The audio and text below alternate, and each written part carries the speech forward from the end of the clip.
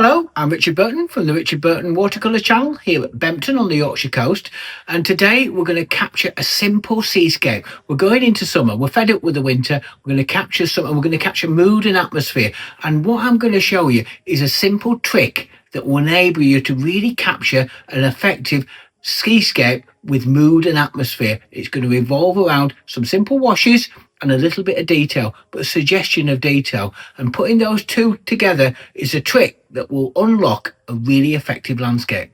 Also, before we start, we've got our free watercolour guide. If you're new to watercolour or you're coming back to it, this has got 5 really simple, helpful tricks.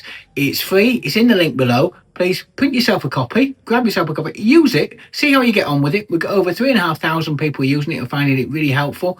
So it's there for you. Right, now let's get into the painting. Okay, so today's painting is this lovely summer scene with the heat of the summer, the atmosphere, the mood of Thornwick Bay at Flamborough on the Yorkshire coast. It's a lovely secluded cove that's got a little bit of everything, but it's really simple to do, and we're going to show you how we can create a really effective painting using just washes and a little bit of detail. Okay, so we've got 300 gram paper. It's taped onto the board and it's a knot surface, and what we're going to do now is start the sketching. First of all, we need to get the horizon line. As you can see, we're looking at this from the cliff looking down on the cove, so we've got quite a high horizon line, so that needs to be put in place. And then from that I'm going to put the wings of the cove in, both cliffs, starting on the left, working myself around to the right, and just keeping the general shapes, not putting too much detail in because there isn't a lot of detail to put in, just keeping it general and simple, and that will form the structure of the painting.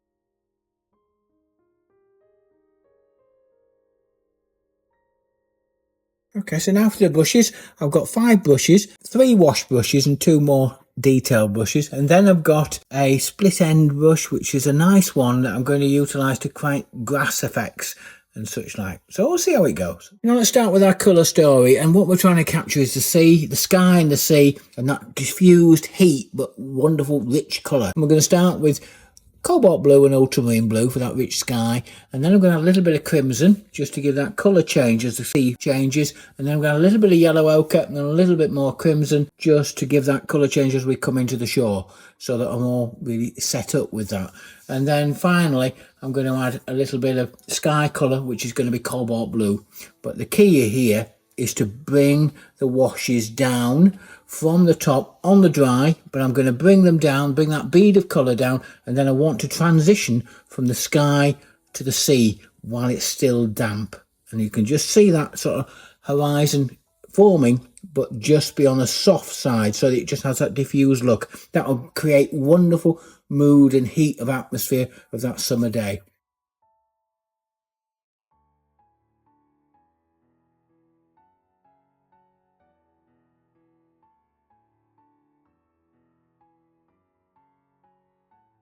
I'm going to bring this bead of colour down for the sea around the cliffs, working around the cliffs, bringing it down, but making sure that all the time that I'm keeping some water and moisture and colour in the picture on the bead so that it never dries out, so I get that smooth transition of colour. And as I come through to the level of the cliffs, I'm going to transition and start to add that little bit of yellow, little bit of crimson colour, so we get that transition from that deeper water to shallow water.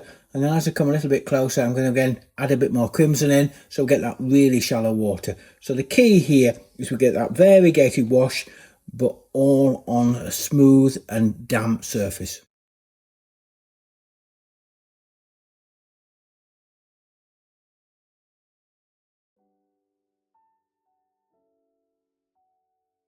Now we've got the sea in and we've got the waves.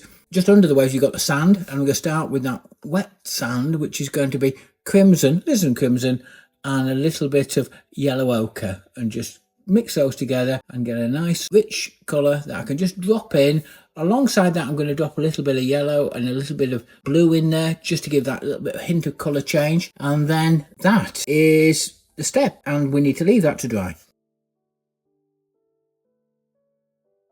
Now once that's dried, we're going to start putting the warmth and the highlights of the cliffs, particularly on the left hand side with yellow ochre, and just mix a nice sort of covering of yellow ochre that I can just dance around the surface and pick up that highlight, that initial sort of warm highlight wash, which will do the job perfectly. I'm also going to, when I've done that, I'm going to come forward a little bit and put some of the beach in, just put a little bit more, it's more stony beach, and that's going to be a little bit of touch of crimson, and just drop that in just to give that colour change and let that set in place. Now we've got those initial warm tones in place. What we're going to do now is work on the right hand side with the cooler tones of the cliffs, and that is going to be starting with the cobalt blue that we already mixed, add a little bit of light red into it, and start building up the shadow tones on the cliff face.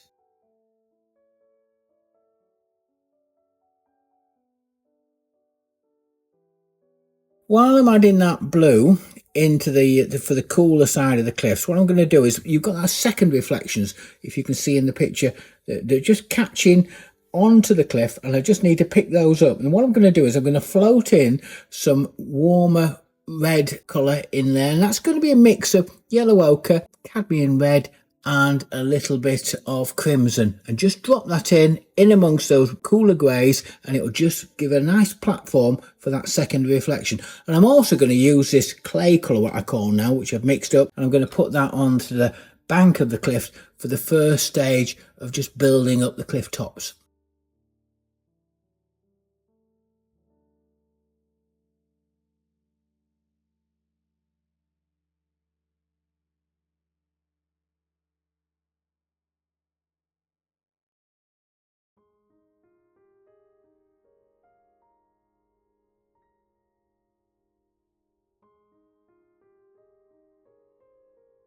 Okay, so I'm going to let that dry.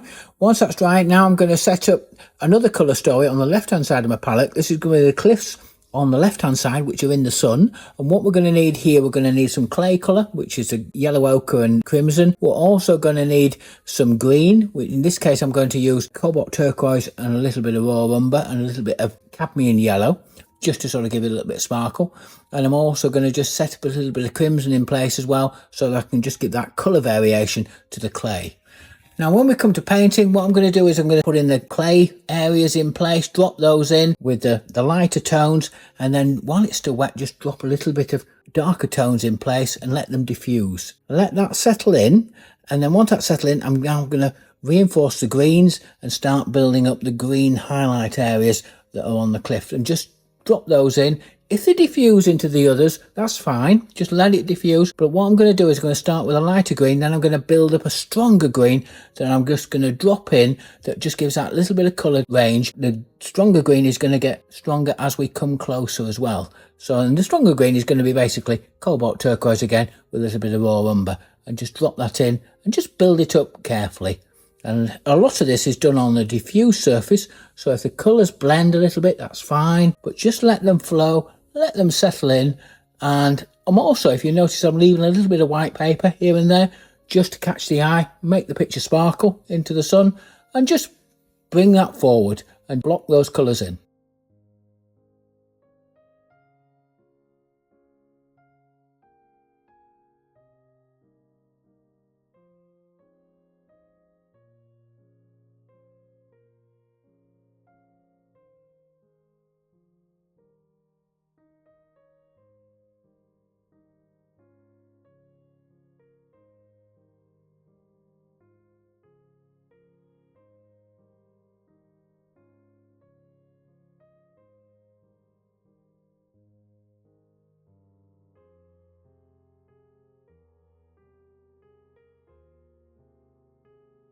Okay, so now we're going to come down to the foreground. And again, we're going to follow the similar process to what we did on the cliff on the left hand side, which is basically going to put the clay colour in place, and then I'm going to drop the greens in and drop them in together, let them diffuse. Try to do it on a more damp and moist, not a wet surface, and then just let them blend and diffuse. And I also want to get a colour range, so I want to get a stronger tone of colour in the foreground. Just give that punch to the picture. It really sort of set the scene, and it will just help me lead our eye into that wonderful cove that will just have that little bit of extra magic. As you can see, the green is going to be that little bit stronger, so I'm going to use cadmium yellow and a little bit cobalt turquoise just to give that extra sparkle. And then when I've done that, I'm going to get this new brush, which is this chisel brush, that I'm just going to utilise just to give some small marks of grasses in the foreground. It's a handy little tool. I'm sort of experimenting it with it, see what you think to it. But I'm on top of the underwash. I'm just using that to just put a few greys in and a few grasses to give some shape.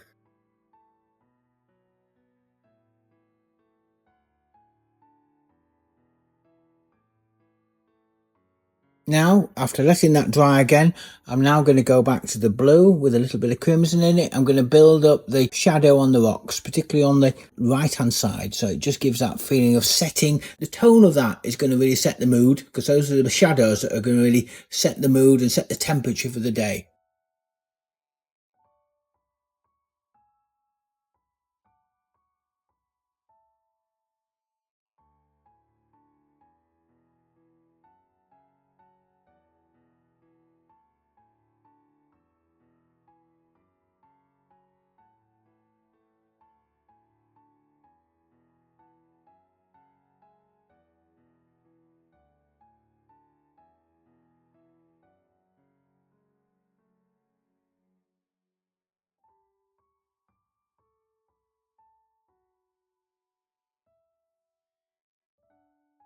Now I'm just making it a little bit stronger dark by adding a little bit more crimson, a little bit more blue to get that sort of purple shadow. I'm going to drop that into the banking. I'm also going to drop that into the bottom of the cliff as well. Just gradually build it up, trying to get that tonal range. You can see that sort of tonal range just starting to develop now.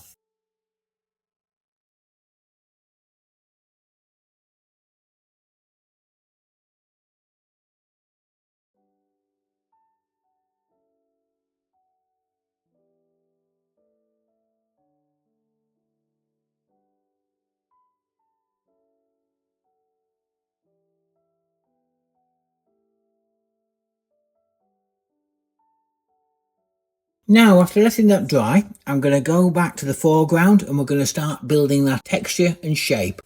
Now I'm going to use the green, and that mixed it. I'm also going to use a grey, which is on the right hand side with a little bit of crimson in it to give it a little bit of extra punch. And I'm going to just drop those in and alternate them. So you've got some greens, you've got some darks, and I'm also going to use a brush just to soften them a little bit as well, so you can have a soft transition from dark and shadow. And by doing that and building it up into the foreground, it will create a wonderful sense of texture and shape.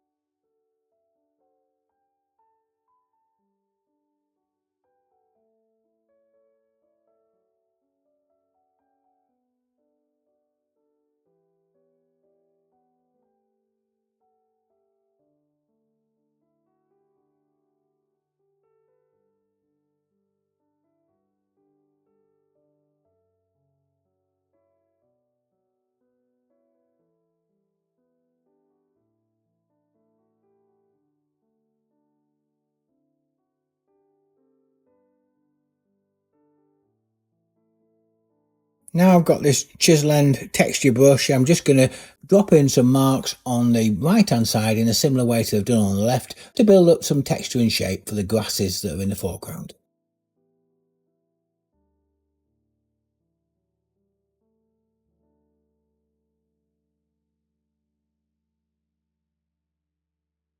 Alongside that, I'm going to use another brush, and I'm just going to gently drop in some more darks and shadow and just pick up that little bit of extra texture and tone that you'll see in the foreground.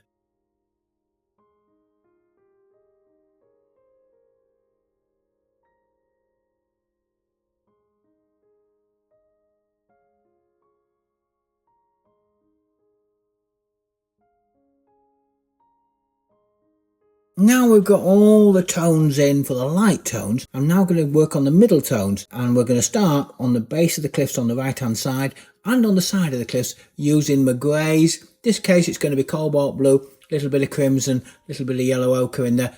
Just build that up and drop those in with a smaller brush, put some marks in, also diffuse a few as well so you get some lost and found edges, but overall generally building up the cooler side to the cliffs.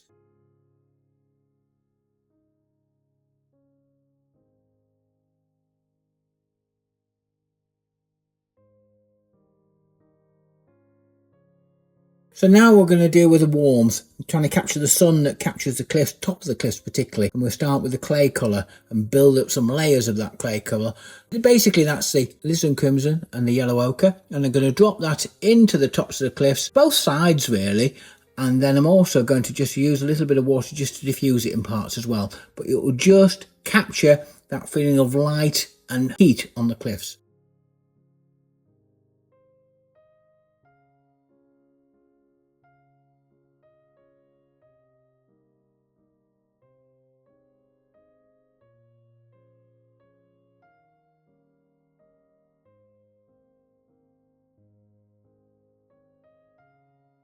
Now the middle tones are in, I want to build up some dark, and I'm going to start on the right hand side of the cliff and just build up those sort of darker tones to really give it some punch and depth. And this is going to be cobalt, well probably cobalt blue and ultramarine blue with a little bit of crimson and a little bit of raw umber. And I'm going to build that dark. I want to keep a dark purple really and drop that in and then just diffuse it in parts as well, but generally overall just build it up and you'll see that depth coming into the painting.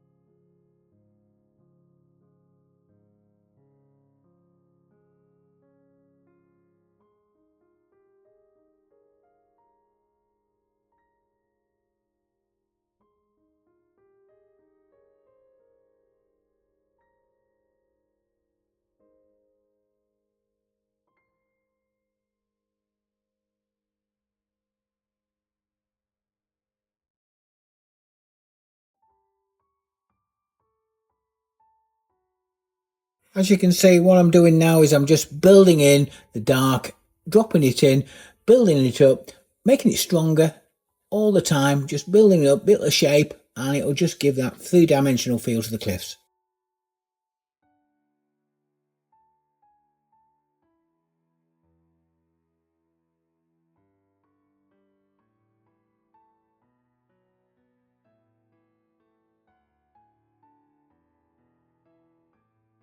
I'm also going to now put a bit more dark in the foreground to build that balance ready to the picture. And then after that, I'm going to work over to the left-hand side and I'm going to strengthen the tones of the clay, add some shadow, add some depth, and generally pick up that feeling of light, but that little bit of shadow that's in there, that's going to be important because it's going to make the cliffs really sing back to us.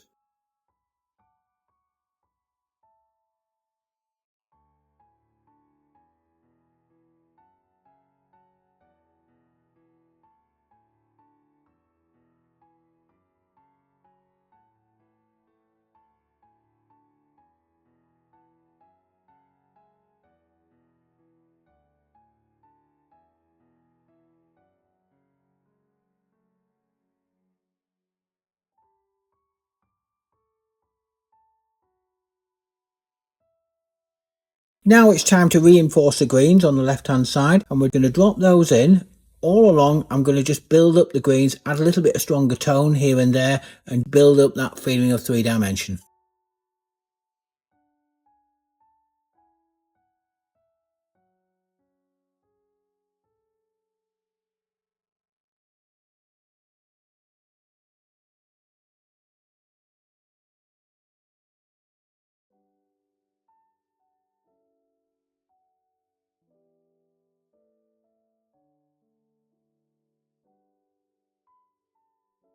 Now I'm just adding darks onto the base of the cliffs, just where the shadows are, and pulling that extra little bit of tone and darkness.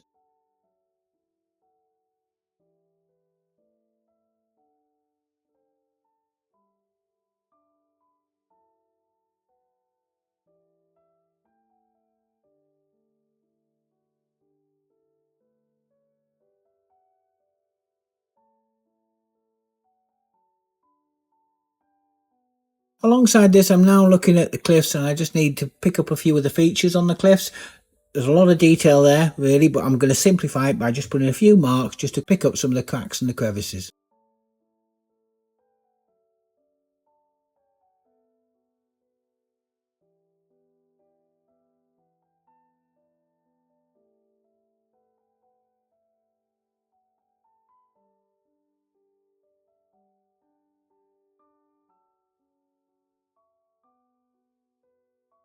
Okay, so we're now back to the water, and I'm going to add in a little bit of dark into the mid-tone area of the surf coming ashore. Dance the brush across there just to give that little bit of hint and variation, so you get some softer colour underneath and then a little bit darker.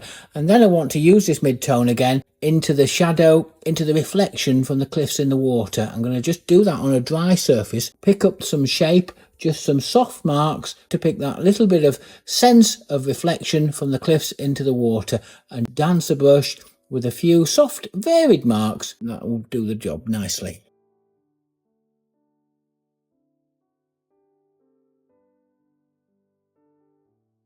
Now I'm going to refresh the sea blue area that we had earlier, and I just want to sort of drop it into that middle area of the sea, because I didn't quite get it just right. I got that transitional wash, but I was conscious I didn't quite get it right, so I want to now add some more blue. This will help give that impression of the reflections coming down from the cliffs, particularly if I add that blue into the centre area. And not only am I going to add some blue, but I'm also going to add a little bit of green, and I'm also going to add a little bit of crimson in there, because you get that replicating that colour change that we had earlier.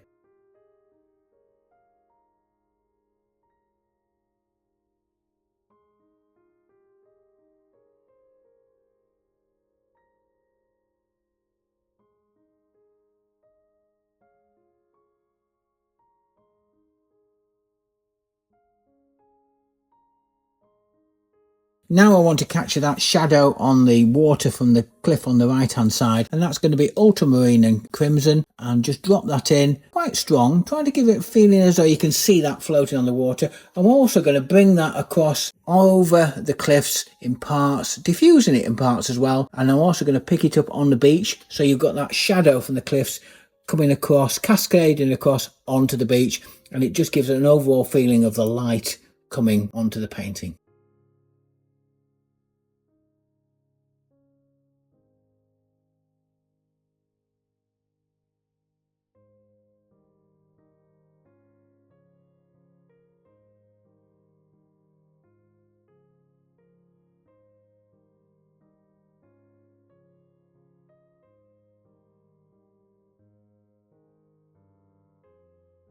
The sea is still moist, and what I'm going to do is I'm just going to drop in a few darker green tones into the sea just to pick up a little bit of diffusion and help that reflection of the cliffs in the water. After that, I'm then going to use my darks and pick up some of the stones and some of the cracks and crevices on the cliffs as well, just generally getting a feel to the foreground area where the people are, and generally picking up the tones.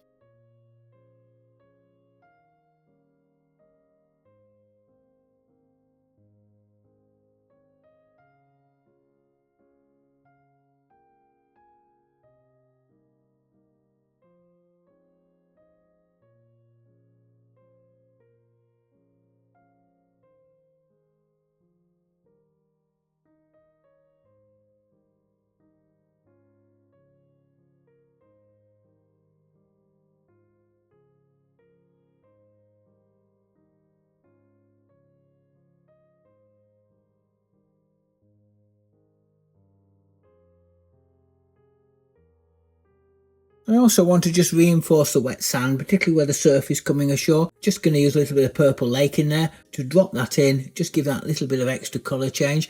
I'm also going to use a little bit of this colour in amongst the stones in the foreground as well to build up the beach, give it a little bit of tone and variation.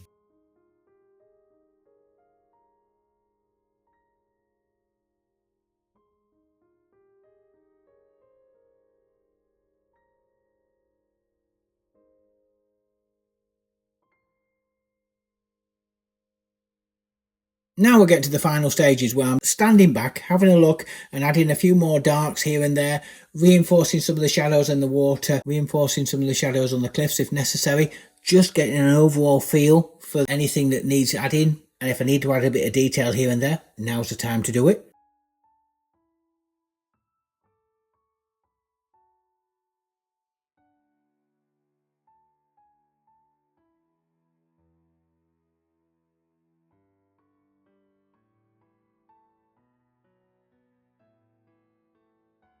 And I'm going to repeat this process on the left hand side and adding more details where necessary.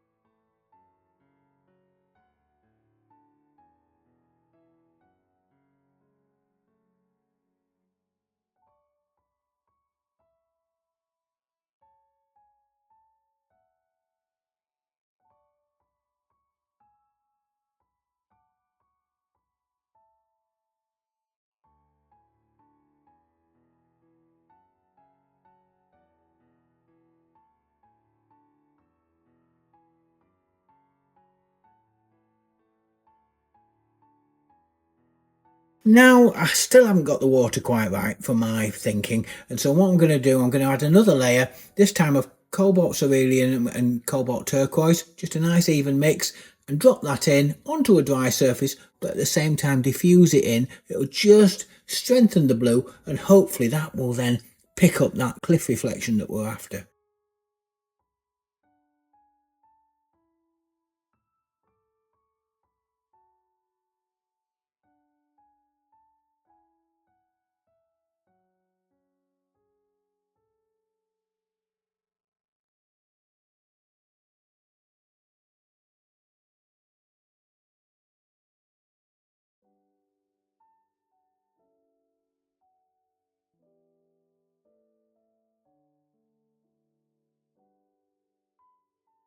I'm still adding a few darks here and there just to sort of build it up where necessary.